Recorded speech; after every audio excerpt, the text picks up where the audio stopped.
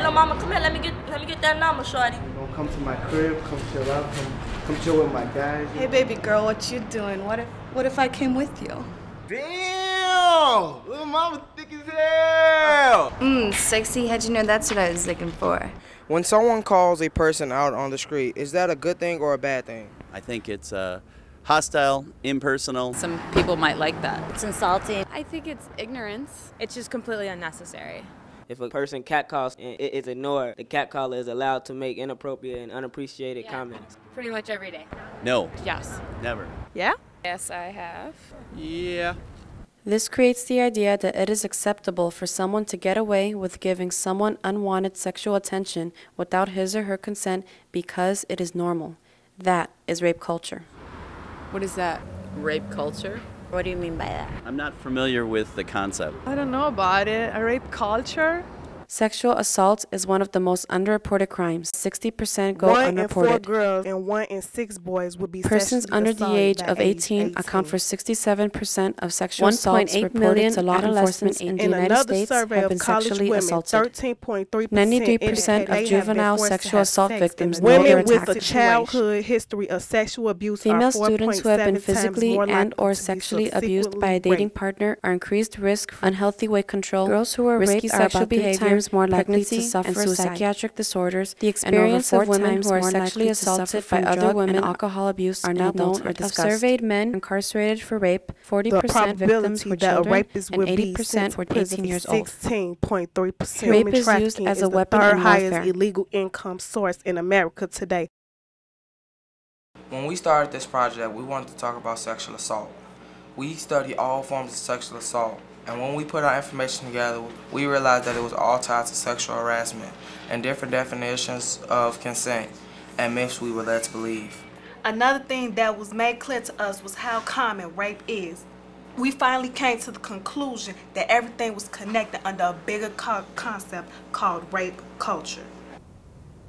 Rape culture is a combination of attitudes, messages that are in mainstream culture. For me, rape culture is a product of an overarching culture of violence and dominance. Rape culture is a culture in which the violence against women is looked upon in a not just positive manner, but something that's common. It's expected. And it's acceptable. Rape culture is a culture in which rape is everyday, commonplace, and allowed through basic attitudes and beliefs about gender, sexuality, and violence. Rape has been normalized. Rape culture consists of music, television, advertisements, images, movies, myths, and beliefs. One of the main things that comes across is that women should be sexual. And those types of images support the idea that women are used for sex. We grow through this culture in our society, like thinking that like these things that we're not necessarily comfortable with are normal, and that there might even be like something wrong with us for like feeling this way. What people don't understand is there's an umbrella. You know, I love this umbrella. It's called sexual violence. And under this umbrella, there's 3 components. There's sexual assault, there's sexual abuse, and there's sexual harassment. So all of it's sexual violence. Everybody thinks it has to be physical. Rape culture mostly consists of verbal abuse, discrimination even, oppression, and that's harder for people to understand. It makes it more a community responsibility instead of a family problem, you know, and you know, you just put the bad people away and rape will go away. But that's not going to happen because it's so much more than that, and that's why it's harder to talk about it, because then it's harder to get rid of. But people don't realize that the causes that lead to rape are taught by our society through our media, our stories, and the way we don't understand love and consent. There's a common belief that if you want to survive in this world, you can't be weak. And if you're weak, then you are not strong. What results is this desire for power that sex offenders take when they assault someone? There is a perception in our society that someone commits rape because they want sex. The reason that someone commits rape is to exercise control, is to exercise power over somebody. It is a choice that this person makes. You couldn't look at my face and tell that I was a rape victim. Nobody can.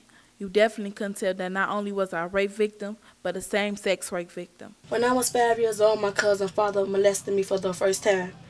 I still can remember him taking me into that room and starting to kiss me on my neck and touch me all over my body. One day he performed oral sex on me. I also remember one day I was with him and we was all alone and he finally raped me. I was only 9 years old. When I was 10 years old, all I did was cry and I didn't tell anyone what was wrong with me. I just couldn't believe what happened to me. I didn't understand. I was just a kid. I remember the situation very well. The rubbing, the touching, and the confusion. I really didn't know what to say. I was scared because I didn't know what was happening to me, but it didn't feel right, and I didn't like it. Power gets its ability, and like dominance gets its ability by hiding itself. I started to forget about it. I was doing okay until my cousin, father, and I started to talk again.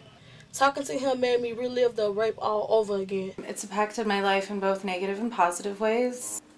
Learning about myself, feeling solidarity with other survivors, understanding like empowerment and struggle in a new way. And I trust men less, I would suppose. I've like come to understand consent and if I'm perpetrating sexual violence or sexual assault. Ever since this happened to me, I have no trust in anybody and have very low self-esteem. I relive the pain I've been through every day. It's already painful to be a rape victim, but to tell people that you've been raped by another female is torture in itself. Many people don't think that it's possible, but you never really know until it happens to you. What we are failing to realize is that rape is not a personal problem. It is an issue that everyone needs to deal with. Is it right that a man is less likely to speak up after being raped and that people find it hard to accept men as potential victims? Is it?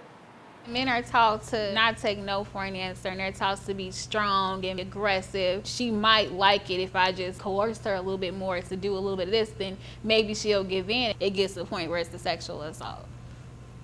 One of the other aspects about rape culture is that men get victimized too. His sexual orientation, his integrity is not in question. He simply is a victim of a crime. Silence, just in general, just grows and grows, and it adds to the lack of reporting. It adds to the stigma. It adds to so many myths that are out there. The more silence that there is, the easier it is to kind of turn and say it doesn't quite exist, or it doesn't exist the way that you're saying it does. Dealing with this whole thing has been the hardest thing I ever had to do. Day by day, facing female after female. I see her interacting with other young females, and it has me scared to death. I guess I knew it wasn't my fault when it was happening, and then afterwards I felt like it was my fault, and I still to this day like go back and forth with those feelings. Rape is a form of oppression.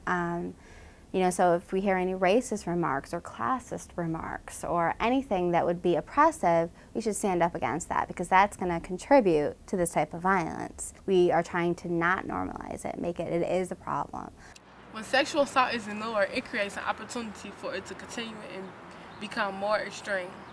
Our society needs to take action by challenging the desire for power and ideas of dominance over any person. Keeping quiet only gives power to the perpetrators. I still find times when I have to check myself. You have the power. This is your life. This is your body. You can choose.